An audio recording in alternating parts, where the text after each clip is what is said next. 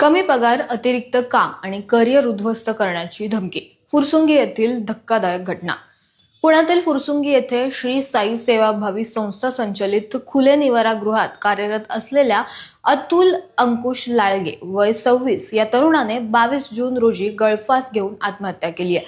आत्महत्येपूर्वी लिहिलेल्या सुसाईड नोटमध्ये संस्था चालकांकडून होणारा मानसिक छळ आणि आर्थिक पिळवणुकीचा उल्लेख केल्याने खळबळ उडाली आहे.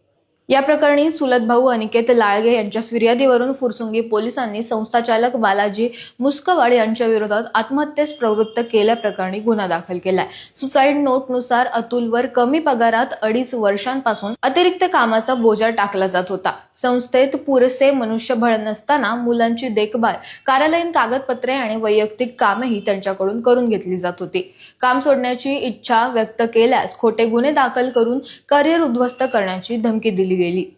त्यामुळे